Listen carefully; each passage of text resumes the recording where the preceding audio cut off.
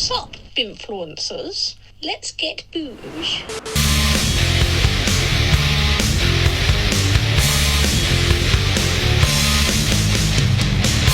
Yo, yo, yo! What is up, everyone? How are you doing? It's a goddamn Friday show.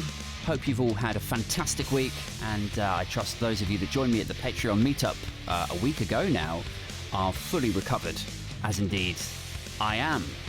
If you are interested in joining my cult, by the way, and it is a cult, I am looking for full devotion with this, full dedication, so that when they come to cancel me, I have a full-blown army of you people to cushion that blow.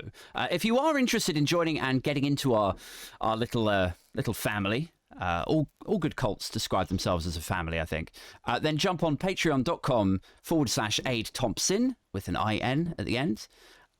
There's 3 tiers. It starts at £3 a month. And then you can get in on the London meetups, the Discord chat that we have, where we just pretty much talk shit about Tories all day. There's an exclusive RSS feed, so you get all of the episodes of the podcast 2 days ahead of everybody else. You get credited or named and shamed, depending on who you're bragging to. You get credited at the end of the show as a supporter, as a paid-up member of the team. And look, it's cheaper than an Elon Musk verified account. So come on, let's make this happen, people. I mean, you won't be verified, but you will feel validated. That's an Aid Thompson price promise. My guest tonight, because it's a Friday night, right, guys? Friday night, that means 2 things. Firstly, I will be drunk and crying at the bar of the Queen's Arms within the next 4 hours, but it also means it's guest time. It's a Friday night guest show. And my guest this week is a returning favourite from season 1 of the pod. He's a senior lecturer at the University of Sussex, a published author of the book Podcasting, the Audio Media Revolution. And tonight, no doubt against legal advice, he's agreed to come back on to talk about his new sci-fi podcast set in the future where everyone's forgotten what it means to be human. It's created for kids. You need to check it out. It's called The Res. Ladies and gents, welcome back to the show, Dr. Martin Goddamn Spinelli. Woo! Thank you very much, Aid. I am so happy to be back. Sure. Well, I'm happy that you're here. How have you been, man? Last time we were chatting, it was sort of all pretty dark and dystopian. We were talking about... and I woke up this morning and it was still quite dark and dystopian. Right. Although I have had some good news. I have been, since we last spoke, promoted to professor. Oh, well, so I am my whole intro then. That's okay. No, because it gives me a chance to brag. So Sure. I am the first professor of podcasting in the UK, and I'm pretty chuffed about that. Yeah, that's pretty good. And how's that going? It's I get to call myself professor, and that's about it. Now every year I have to apply for pay raise rather than it coming automatically. So I'm not overwhelmed with the Human Resources Office at the University of Sussex, but there you go. Okay. Yeah, I mean, I suppose the title professor, like, it's nice. It's like you can brag about it, but then when you want the pay rise, it's like, what can I actually buy with this title, right? Yeah. I can buy a gig on your show, Aid, I think. Sure. That's probably about it. And that's all that matters. It is, yeah. I was going to say, so like the conversation that we had last time, we were talking about Murdoch and his influence over the media landscape primarily, but also as like a byproduct of that, the political landscape. You're right that things are quite dark and dystopian now, probably more so. But professionally for you, like given the glib nature of the convo that we had before, it's nice to see that you sort of pivoted and then moved to something so positive and uplifting, right? Yeah, no, I'm really delighted to be here talking to you about The Res, which is a really, really wonderful project that is doing some good in the world. So yeah, you and I, we could sit around and moan and wag fingers and diss Tories, which is it is a really fulfilling pastime. However, there are opportunities to actually try and engage with the world in a positive way, and that cliche, be the change. So The Res is a sci-fi adventure drama for kids 7 to 11 years old. We're just launching this week season 2, and it was built on a lot of the latest child psychology, child development research done by the Cress Lab at the University of Sussex. That's the Children's Relationships, Emotions, and Social Skills Lab, Right. which is run by Robin Banerjee, who's the head of psychology at Sussex. And he was also the lead on the recent BBC Kindness Project. And he's informally referred to as Professor Kindness. Right. It's Whereas pretty my good title title is, too. Yeah. it is, yeah. Mine hit that. His is in inverted commas, though. Mine, Professor of Podcasting. That's what it really does say on my file at the Human Resources Office. For a But second I there, I digress. thought you were going to say like his is in inverted like professor.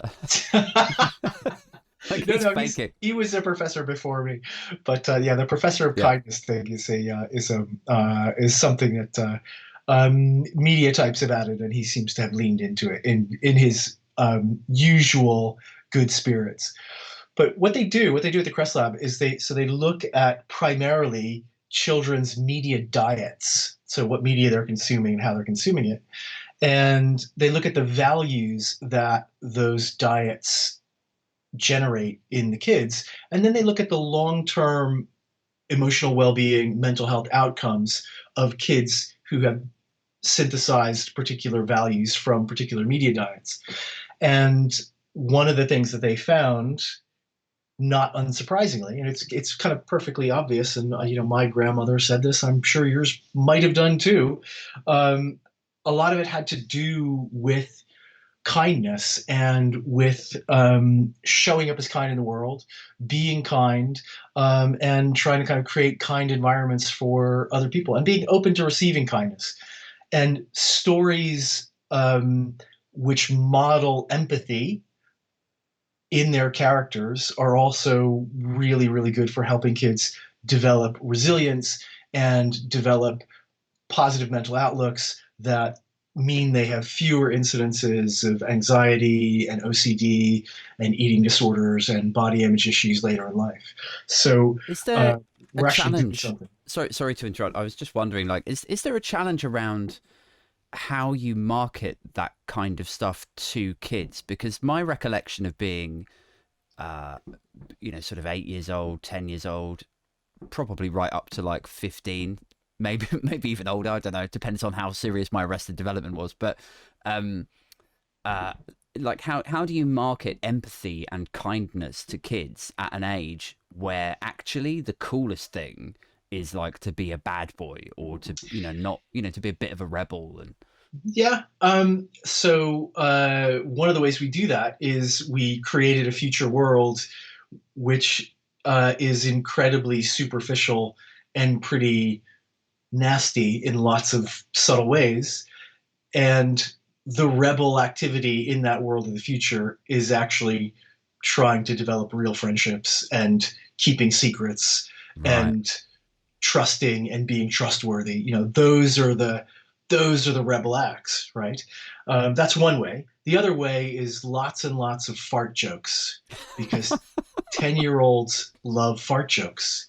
I'm just saying. 10-year-olds do. Yes. I heard, I don't know where this quote comes from, and maybe I'm butchering it, but I heard someone describe farts or like the humor within farts. They were like, the day that you stop laughing at farts is like the day, like they will always be funny. It's like endless humor. Sorry, continue Yeah. though. No, no. So what we've done in terms of trying to reach out to kids and trying to kind of make this fun is we've spent a lot of time and a lot of effort, a lot of money getting together good writers, A-list actors, ace sound designers. And we've made something that is first and foremost really, really fun and funny and engaging. And in fact, off the back of season one, we did focus groups of kids in different parts of the country, and we played them the res, and we showed them the res comic book, and we asked them questions about the messaging, and more than a few times the kids didn't notice any messaging at all. It's so subtle that it's buried under all the mayhem and all the slapstick and all the chases and all the explosions. So it's there It's under the surface, and they are engaging with the fun parts. However, we have a survey, an anonymous survey that kids can do on our website, jointheres.com, Mm-hmm. and we ask them about their understanding and their attitudes about things like kindness and friendship and helping out. And the things that our survey has been registering is an uptick in knowledge and awareness of what kindness is, what kindness looks like, the importance of real friendship, and things like that. So the message is really, really subtle, but we also know that it's going in through the survey that we've done off the back of it. So it's taken a lot of time. You know, there are across 2 seasons, probably about 30 or 35 people involved in this project. So it's a big undertaking with a lot of research behind it. So, you know, I'm glad it's doing well, but I would be disappointed if it didn't Yeah, I mean, reach who it's reached. it sounds like a really interesting project to get involved in. And I suppose it speaks to this idea of how far podcasting has come in general, because even like last year, I think you and I were talking about how it's this. In fact, forgive me, I've not read your book like cover to cover, but I imagine there's a healthy chunk in there about how it's opened the floodgates to independent content, and there's a sort of punk rock element to it. Yeah, But it's nice that it's sort of now we're getting into this period where actually this new medium is being used in such a like positive way by the mainstream with legit actors involved, and you know. yeah. I think you're absolutely right. It has evolved and evolved quite quickly, and you know, I think it's still largely that kind of punk rock vibe. I think it's, you know, one of the key features of podcasting that we do talk about in the book is how there are no gatekeepers, there are no commissioning editors. There's nobody standing in between you, your idea, and the audience, and that's incredibly empowering. That has really opened the floodgates for a ton of really interesting and creative stuff. The downside of that is it means that, you know, people like you are doing podcasts in their shed in the back garden without a lot of support, right? So I'm weird like that though. I love the grit and the yeah, muck of stuff. yeah, Like I always have done. Like from like whether I used to do a lot of music, and I was always way more enamored by like filthy, grungy bootleg demos and going to see a band in like a trash bar somewhere than, you know, whoever was at number 5 in the album charts that week. And then it was the same with, I did stand-up comedy for a few years, and I was so much more into like the open mic circuit, people printing their yeah, own flyers, like again that sort of punk rock sensibility to it. And yeah, so now all of that's whittled down. You know, before we started recording, we were talking about our kids, you know, stamping on mm, our social lives and so on. But because I can't get out to gigs and I can't do any stand-up, then like I like the fact that it's a, you know, a podcast in a bit of a grimy shed and there's no budget to it. I feel like it sort of adds to the charm, you know.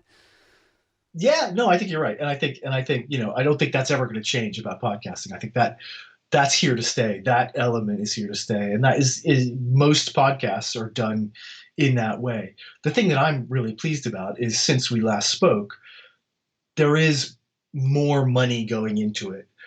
There are more serious audio um, projects happening. More professionals are coming into it and trying to figure out how to make money, and to do things that are really, really good. Obviously, the flip side of that is it is becoming more and more monetized. It is becoming more and more commercial. It is really becoming more and more celebrity driven Yeah. in a way that I don't think is particularly healthy or interesting. However, I am grateful that I can go to the Arts Council and I can put together a proposal for a lot of money and convince them to give it to me to make a podcast that's going to reach kids, and I do something good with that money. So I'm pleased that it's developed into a space now that's recognized as having the potential to hit those professional targets. It's funny we're talking about sort of or rather we were a second ago talking about kind of punk rock, like low budget elements to it. As I'm talking to you, no doubt the listeners can hear the like fireworks popping off. Yes, yeah. There'll be like kids going woo ha hoo, like. Anyway, I was going to ask. So, like you mentioned there briefly about sort of pitching this to the Arts Council. So, is your role within this like primarily as a producer, or? So my role, so there's a kind of long story to it, which is I started working on the res with my creative and research partner, Lance Dan of the University of Brighton, and Tim Pilcher of Soaring Penguin Publishing. It's a comic book publishing company. And at that moment in 2018, a couple of things were happening.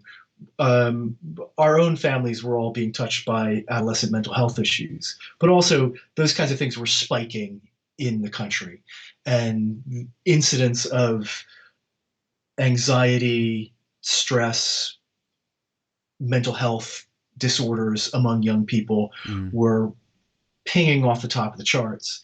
The government, rather, I will just say pathetically, did their own green paper about it called Transforming Children and Young People's Mental Health Provision, which came out, I think that year or maybe the year before. Right. And it was really an exercise in rearranging the deck chairs on the Titanic. Right.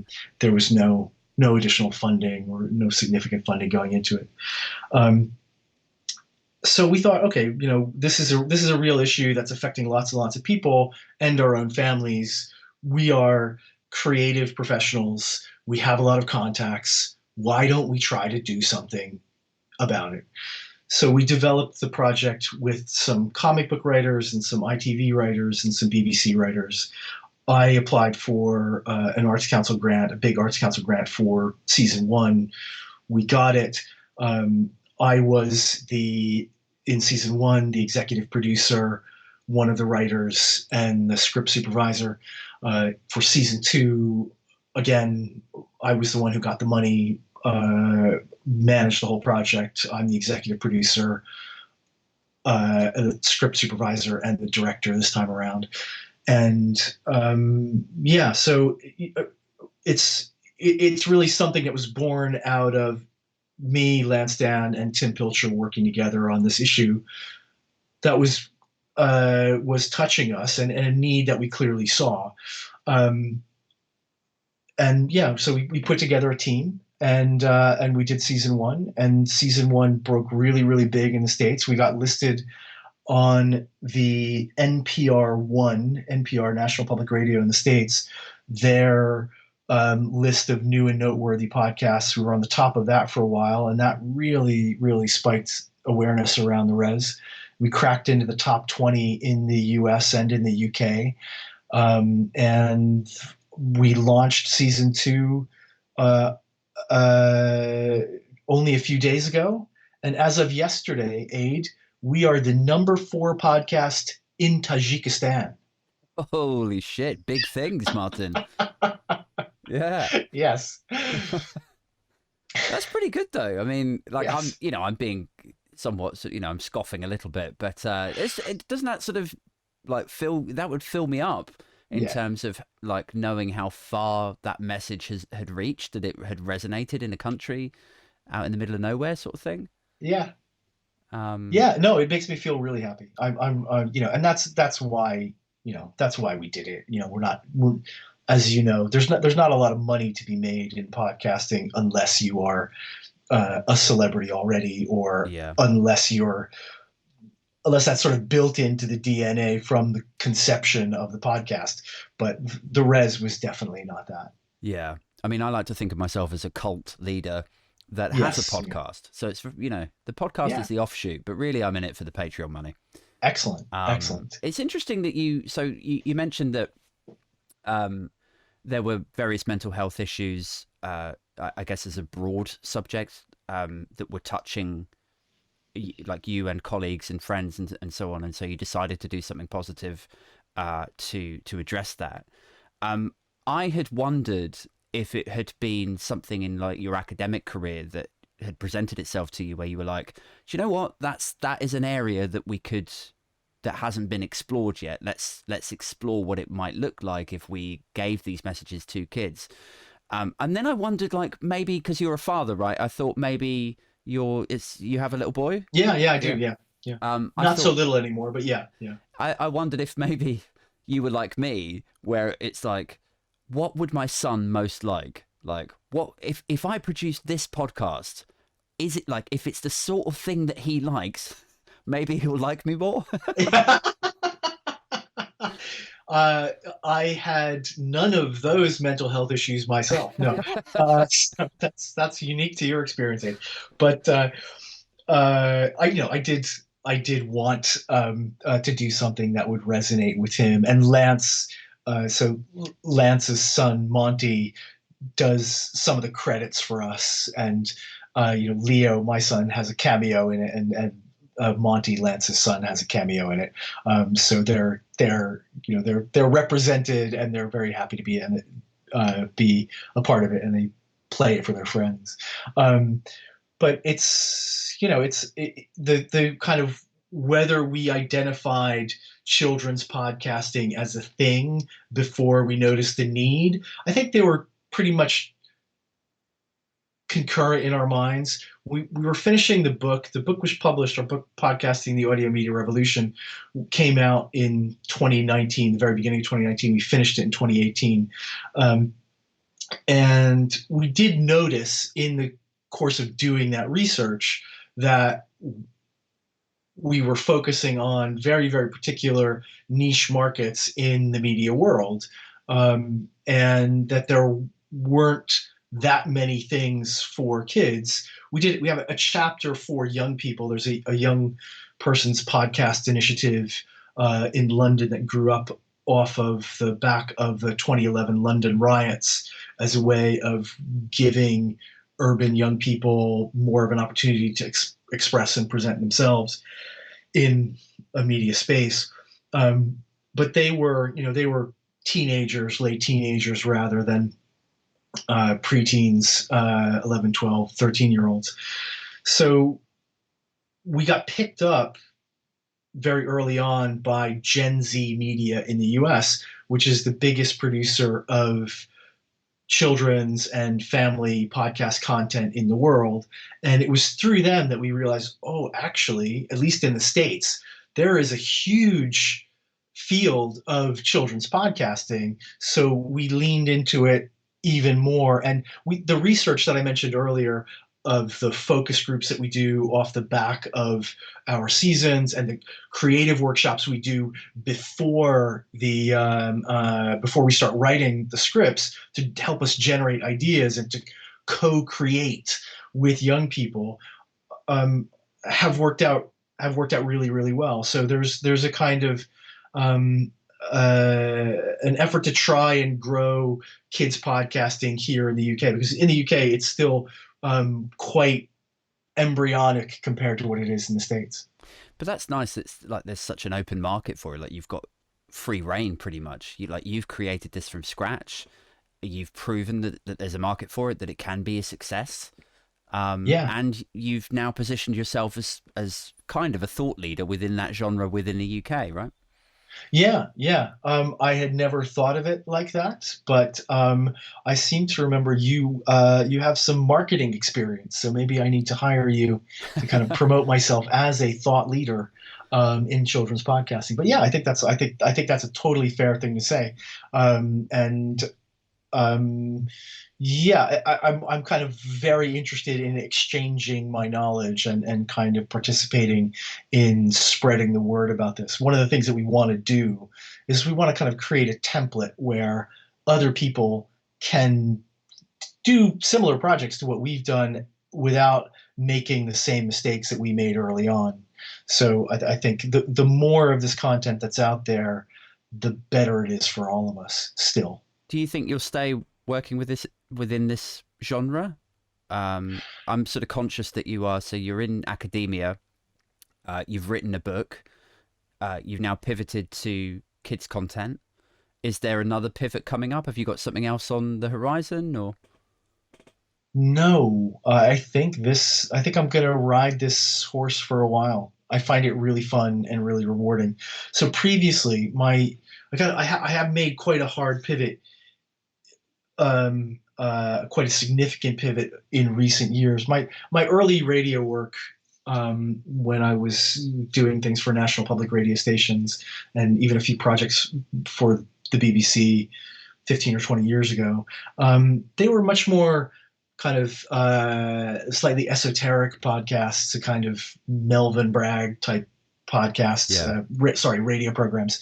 They were much more theoretical. And my previous academic publishing in the field of media was about media legislation, media law, democracy in media. It was much more academic and theoretical, and it was rewarding to me. But the articles that I would publish in scholarly journals would get read 12 times in 2 years. So you're not reaching a massive audience. I kind of have downplayed the number somewhat, but it's not that far off on some of them. So I wanted to have more of an impact in the real world. And the book, the Podcasting the Audio Media Revolution, that I did with Lance, that was a kind of moment where we both tried to kind of be much more public facing and be much more kind of engaged with the nitty gritty of stuff that was happening on the ground. And a lot of the material in that book is sort of documenting a creative scene with the words and the interviews of the best producers of some of the most interesting and most well-known podcasts from about 2014 up through 2018. And we did a podcast series off the back of that called For Your Ears Only, where we took that research and we made it even more accessible.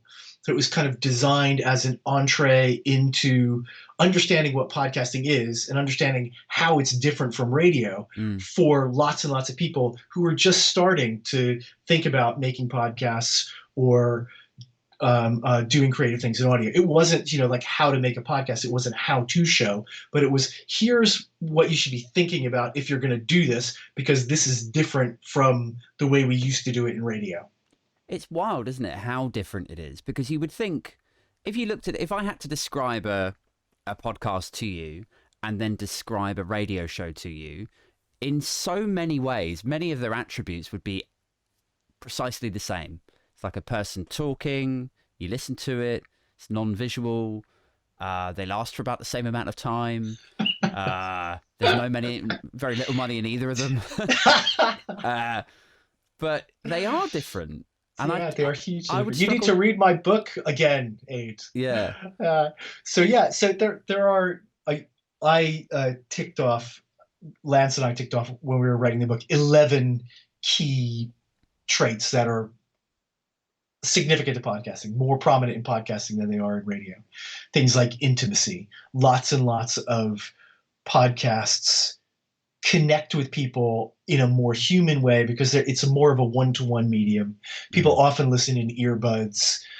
It goes into your body in a way that radio doesn't really. Yeah. It's more mobile.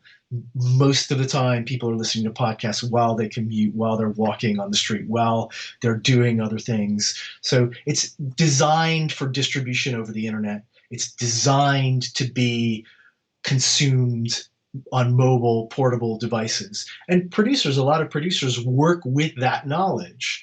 There are lots of other significant traits. The podcasts are evergreen. They can be around theoretically forever, whereas radio programs aren't. Podcasts have no base text or text. You can go and edit a podcast years after it's been released. You can add apologies. You can correct mistakes. You can rotate ads. You can do lots of things that you can't do with a radio program. It's also economically quite different. So we were talking earlier about the freedom that comes along with podcasting. That's another thing. There's a huge amount of freedom. There are no gatekeepers. There are no commissioning editors. But what I came back to you with when you kind of mentioned that is there's also much less support. So you have to be more creative about your funding than if you had the institutional support of a BBC radio station. So a lot of it, as you've kind of just demonstrated here in the past few minutes, it works on a kind of freemium model where you're giving away the podcast. There's a kind of lost leader in the podcast, but there's a hope that your listeners will be motivated to support you on Patreon or buy your merch, or if you're a comedian, come to your gigs. So lots and lots of comedians. I can't think of one that doesn't have their own podcast. Yeah. And the idea is, they use it to develop a fan base, to try out new material, but also to drive those fans that they've brought to their podcast to buy tickets for their gigs. But so there's also, have you noticed, like, there's a few of them who have just, like, the podcast used to be a promotional tool for them to get people to the gigs. Yeah. And now I suspect this is more the case in North America because of the size of the market. But now people like Tim Dillon, for example, has said, like, he's on record saying, like, I don't even know if I'll carry on doing stand-up. Like, I honestly enjoy the podcast more. And I get it. I totally understand it, because it's like, you don't have to worry about the jokes not working. It's relaxed. It's in your cabin. It's like, it's just easy. Yeah. And I mean, and if he can afford it, that's great. Yeah. I was thinking about comedians who need that gig money, to pay the rent. Yeah. I mean, I suppose when I started doing a podcast, it was, I came into it thinking I've completely missed the boat. The market is already saturated. This was like, I guess about 18 months ago now. And I just assumed it, I would do 10 episodes and then see what the feedback was and decide if I was going to continue doing it.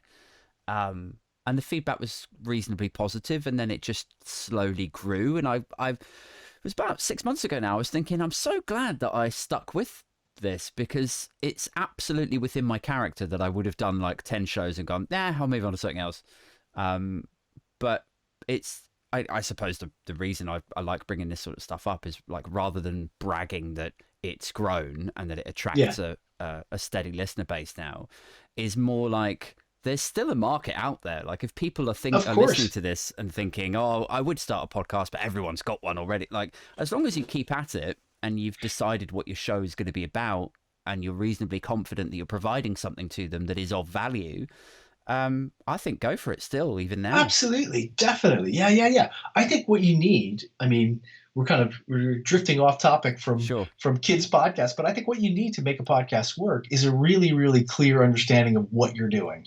So you need a very, very clear definition that is not long, like 10 words, 10 or 12 words. Reduce it down to 10 or 12 words and come up with an avatar of your imagined listener. So what traits do you imagine your average listener is going to have, or your desired listener is going to have? And then put some of those traits into a Google image or any other search engine and find a photo of your imagined listener and write a paragraph about who they are and what they do and where they live and work and what media they consume and what their social life is, and put that above your microphone and ask all of your production questions to that avatar, and then you'll have something.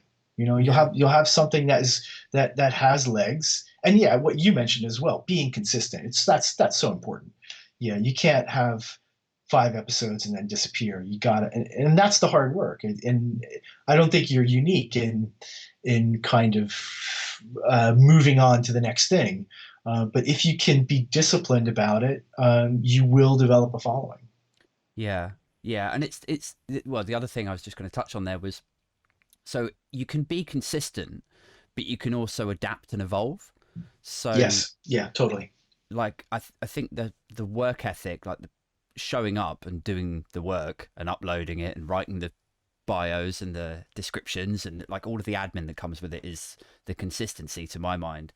And then the adapting and evolving, like when I started this, it was supposed to be like a tech show. Like I was going to talk to people from different variants of the technology industry from like UX to copywriting to front end development to recruitment to like, and just get different people's perspectives, and then I would sit back and just crack jokes with them. Yeah. But then I found, I suppose, through doing like more TikTok political stuff and the people that I was meeting through doing that I was developing a modest following just ranting about politics. Yeah. And so I thought, well, what if I brought the TikTok audience over to the podcast audience and I just ranted, because I could rant about politics all fucking day. I do. I mean, and then that seems to have sort of paid dividends, if you like, although not financially. But it's, I like the fact that it's sort of adapted and evolving. And I think it was on, the king podcaster of them all, on Joe Rogan, that he said, he's like, for the first 100 or 200 episodes of your podcast, you don't know what the fuck you're doing. Yeah, it's true. It's totally true. Yeah. You're figuring it out. Unless you've done them before, unless you have a track record and a method. Or unless you've got focus groups and yeah, exactly. Yeah, if you can afford to spend some money on focus groups, then you kind of can avoid a lot of wrong turns. Yeah. Did you, or have you, like, whilst you were just to bring us back on topic here, while you were working on the res, did you come up with any ideas for like plot points or character traits where you thought, that would be so good, but it's not really child appropriate? So, okay, so yeah, I mean, we would do that every writer's room. We would, we would throw out jokes that you or I would find funny and would be a bit obscure or a bit rude or a bit off color, as my mother would have said. But obviously, you kind of, you satisfy that urge, you scratch that itch in the moment, and then you remember that, this might be played in a classroom to 9-year-olds. And you want to get into the classrooms because they are, that is a very clear and easy way to reach a lot of kids. And in fact, what we're doing now is we've got PSHE Association accreditation for some teaching resources that we built around the res. So we're now in dozens of schools around the country. Those resources, the res story and audio, is in those classrooms, and that's really rewarding. So you have to keep your eyes on the prize and remember that imagined listener. But obviously we had a lot of jokes that we couldn't use. That would kill me. I would be like in the writer's room, like, because I like to be expressive and I like metaphor, and I would like to think on a good day when I'm not, hanging out my arse like hemorrhoids, that I'm able to string a sentence together and if I say again. No, but I was going to say the trick is, I mean, it's much harder to be funny for a 9-year-old than it is to be funny for a 39-year-old. I think, I find personally. Yeah. Because I'm closer to 39 than I am 9, and I live in that world. But to try and kind of get yourself in the headspace of what a 9-year-old is going to find funny, you have to consume a lot of kids' media. But also, we ran focus groups, creative workshops beforehand, where we hit the kids up for lots of ideas about characters and about plot points and about problems, about issues that they were having and how they might resolve them, and about goofy gizgogs and gadgets in the future that they imagined. And we tried to roll those into the show. So, we very much worked with the young people to try and produce something that they would like, that they would resonate with. Yeah. Yeah. And it sounds like you've done a good job of it. Thanks. Much better job than I would be able to. Like, if I tried to amuse my son, and he's 6, so his sense of humor is not particularly advanced. Yes. But like, he's already old enough that he's figured out that his dad isn't funny. So like, I will crack a joke that I think is funny and age appropriate. I will throw that out there as well. Okay. I'm not throwing F's and C bombs at my kids. Okay. but I'll crack a joke, and he'll be like dead pat. He'll be not just not amused, but like unimpressed. Yeah, He'll but be like, that's because you're his dad. If you tried it on some random 6-year-old, you might have better luck. yeah, I don't know. I'm like Although you might also get arrested, so well, there steer is clear that. of those play parks. Yeah, but like, so he's my tester, he's my sounding board. So if my Okay. joke doesn't land well with him, I'm too scared to try it on anyone else. So, um, yeah, I don't know, man. I think if I was in a writer's room for kids content, I would just, it's just how the joke, I suppose the joke cogs work differently in everyone's brains, don't they? But Yeah. the sort of stuff that leaps to the front of my mind, whatever the chemical reaction is that goes on in the brain that connects two things and finds the overlap and then says like, oh, you should say this would be like, whatever that is, it always seems to lock into something dark or sweary or, you know, like Yeah. not offensive, but kind of dancing in that neighborhood kind of thing. Yeah. It is a skill. It's but I didn't have it really until I worked on this project. And I think one of the things I learned so much from the more seasoned kids writers on season one. Just they got on, and the comics writers as well. Comic books. I know there are lots of adult comic books, but we were working with Hannah Barry, who was then the comic book laureate in the UK and had done a lot of work for mostly kids comics, like most comics are. And they have a kind of playful minds, headspace that you could see what they're doing and you could kind of inhabit that same space. And a lot of it is also, I mean, there are a lot of, I think the thing that might be easier for kids than for adults is formulaic comedy works much, much better for kids because they're just starting to get the idea of the formula in their head.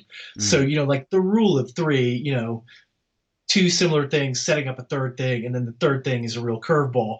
That really does work with kids.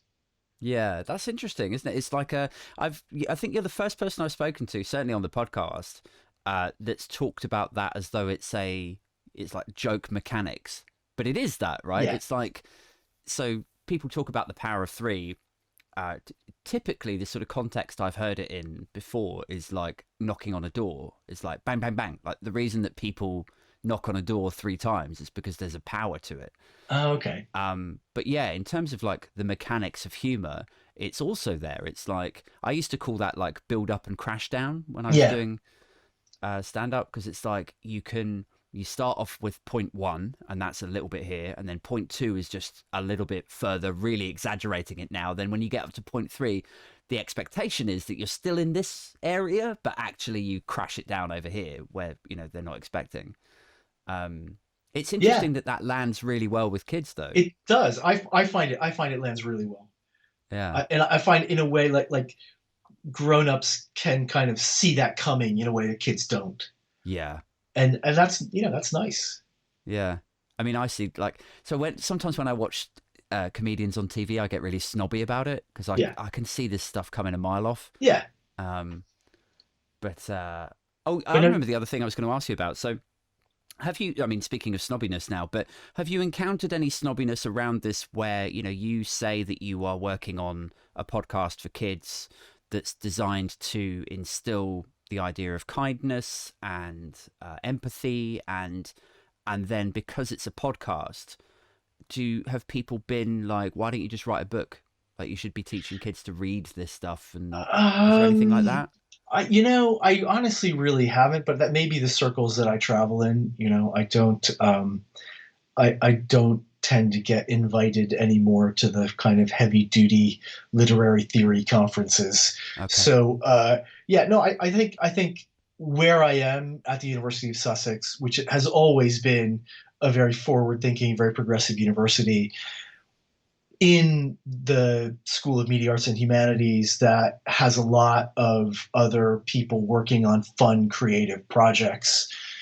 I feel quite at home, and there's not a lot of snobbiness, but also like any snobbiness that is there is easily deflected by pointing to my other work. So I've recently done a podcast for displaced Syrian farmers, for example. Okay.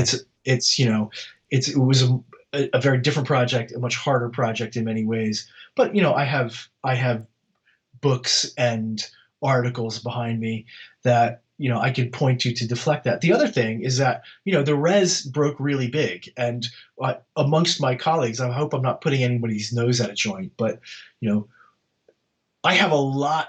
My audience is much bigger than most of my colleagues.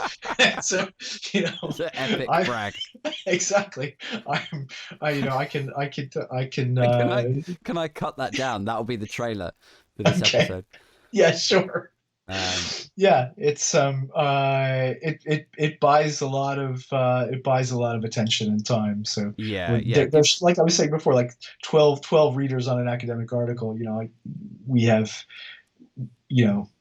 hundreds of thousands on the res, so it's Yeah, much and more attention. the feedback is important, right? I think if you're in any way creative, you want to know that the stuff that you're putting out there is being appreciated and is useful to people.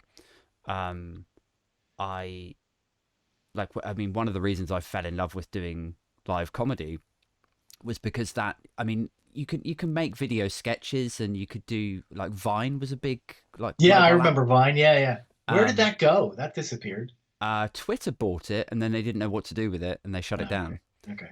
Um, but you can make these sort of online video shorts or whatever, but it's nothing like being in a room saying words into a microphone and just feeling a crowd come to life, and like the joke that you wrote at 3 o'clock that afternoon just like catches fire in a room. You're like, Yeah. fuck, this is amazing. Yeah. And I suppose you get a similar feeling, like you're a lecturer, right? Yeah. It's not quite like live comedy, but you get that interaction from your students. Yeah. Although I get a lot of that from the res and from my podcast work. I think teaching at the moment, higher education in Britain is it's a much harder place to be than it was 10 years ago, because the student body is changing. We're taking a lot of foreign students, who are great and interesting and really enrich the overall experience of the university, but their English is often not so good, and I'm struggling. And often they come from different educational cultures where they see their role as student is to just be silent and take notes, Right. and allow me and my brilliance to fill them up. But that's not particularly rewarding for me. I do get a lot of I get a lot of rewards from listening to my podcasts with colleagues and with friends, because we do, we were talking about writing for kids, but we smuggle lots of jokes for grown-ups in there. So over the course of 2 seasons, the baddies, we have 3 baddies in the series: Jeff, Elon, and Zux, right? So that there's kind of, and there are kind of jokes about exposure therapy, and there are little nuggets in there for the grown-ups. And I love kind of, we're very disciplined about not doing those, maybe one of those every couple of episodes, but when you get them in there and when they work, that's very fun. And you must Yeah. have had that too, or still do, as doing comedy work. The kind of, when you've done something clever, when you've conceived of something clever in your mind and it works, I mean, that is just gloriously satisfying. Yeah, it is. It is. And that's the sort of thing I was going to link back to, was like, so the feedback that you get from the res versus the 12 readers or so that you had for your papers, there must be sort of incomparable. And Yeah. it is the same. Like, so if I don't go out and gig very often now, but if I do a video on TikTok about whatever the political story is of the day, and then if I put that on Twitter, if it explodes on Twitter, I feel like not just sort of validated in a sort of childish social media way, but like I've constructed some jokes in there that sufficient hundreds or thousands of people they think it's funny, and they think it's clever, then I'm just like, fuck, I'm not an idiot. It's like all of the insecurities and self-loathing from my teens and 20s is like, no, Dad, see, you're all right. Yes. Yeah. No, it's so wonderful when that happens. It's so rewarding. So yeah. Yeah. I was going to say also, so where I was saying about like the potential for people to be a bit snobby about a new medium, like using podcasting to give a specific message to kids. Are you familiar with, and maybe you've looked at it in your book on podcasting, but like I read something about a study a while back where they were saying people who listen to audiobooks, they studied like a human brain as someone's listening to an audiobook, and it lights up the same parts of the brain as if they were just sat there reading it, like Yeah. tangibly. Yeah.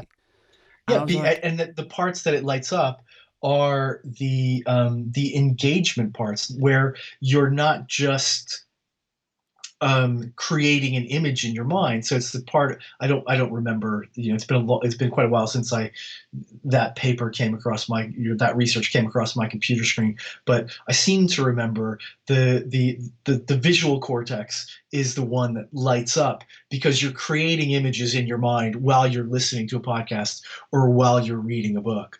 And the nice other aspect of it is there are now loads and loads of studies that show the attachments you make to characters that you hear are much more profound than attachments to characters that you see. So when you're reading a book or you're reading a book to a child, they're developing stronger attachments through their ears than they are through their eyes. And that, I think, is, it's just such a wonderful, wonderful power of what it is we're doing. It's so interesting as well, isn't it, to think about like why are our brains like that? Like, why is it that if you listen, and perhaps people are listening to this podcast now and listening to my voice and they feel more connected to me, perhaps they've had the good fortune that they haven't seen one of the video clips, so they have no idea what I look like, but they feel a connection to me or you that they wouldn't feel it, like, were they watching the Yeah, video no, you're version? totally right. And I think, there's lots of other anecdotal evidence about this. And I'm sure, I'm probably a bit older than you, so I won't include you in this. But I remember when the Hitchhiker's Guide to the Galaxy, a radio series, I remember when my parents bought me for one Christmas the cassette set of Hitchhiker's Guide, and I listened to that over and over again, and I loved it. And then I remember coming across the TV show and just hating it because none of the characters looked anything like the characters that I had created in my mind. Yeah, and people say that about books as well. Like, if you've read the book of something and Yeah. then they make it into a movie, Yeah. you're just like, well, this is shit. Like, I imagined it so much better than this Exactly. And it director. was better. It was better in your mind. Yeah. I somebody got me a T-shirt one birthday that says "Movies ruining the book since 1920." Yeah. And then by the time if they take the book, then make it into a movie, you're already unhappy. And then when they make a sequel, Yeah, the sequel's never as good as the original as well. Well, now we're all fucked. Yeah, it's true. Yeah. So if you had to pursue just one, academia, kids podcasts, or writing a book for grown-ups, if you had to choose one of those, gun to your head, which would you pursue? Are we talking? What are we talking here? Personal fulfillment, financial security, or social benefit? What are we talking here? Because I'll pick one for each of those. Like, financial security. I used to be able to say financial security being an academic, although with the cuts to our pensions that have been happening in recent years, I'm not so sure. Doing a podcast for kids, definitely ticking a box on fulfilling a need, doing something good for the world, trying to make a difference. I think that's where I'm at now, and that's where I'm going to put more and more of my energy. Fortunately, I can do both in tandem. I can be an academic and do my kids' podcasts, and then writing a book. I mean, that'd be personally fulfilling to me. In terms of, I have a lot of things that I want to express about me and my experiences and the way I see the world, um, and how I think about life, the universe, and politics. So that, but I think if I'm gonna choose one, what you're asking me to do is choose one, I'll choose kids podcasting. It's a pretty admirable route to go, I think, because I think like a lot of people, myself included in this chunk, I'd feel this sort of egocentric need to tell my story. The world needs to hear my story, Martin. But it's nice that you have this sort of urge to help others, and I guess that's sort of part of the the core pillars of the podcast itself. Yeah, it is. I mean, I think I think we all go through phases in our lives where different things are important. When I was younger, when I was just starting out in radio, I was making some really esoteric, hard to listen to, frankly, stuff that I was very proud of, and managed to get broadcast. But it didn't. It was stuff that I made for me because I wanted to prove I could do it and get it out there. But now I just kind of I think about media as existing much more as a relationship rather than a thing. It's not a pretty picture on a screen or a sound in the air. It's a relationship. It's a kind of dance that I'm doing, me as producer, with a listener or with a kind of network of other creators and consumers. It's a relationship. It's a dance, and that's where it really exists and is really present and born as a relationship. And I think I get that more in podcasting, and I'm sure you do too. With your cult on Patreon,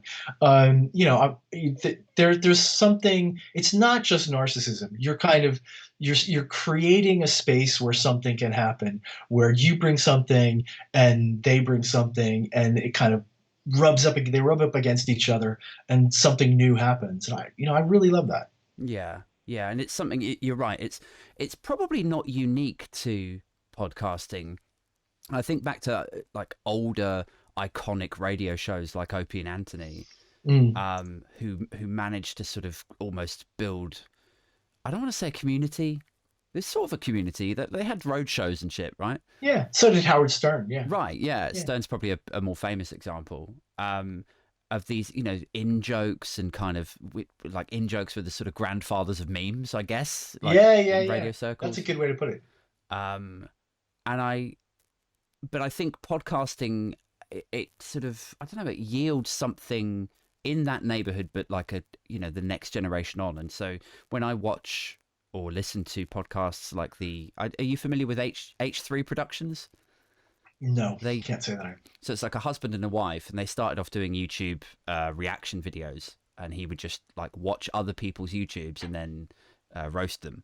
And then they moved into podcasting, and there was so much fan art and memes and in jokes and and it just strikes me as this sort of, I don't know, very unique kind of community fueled show,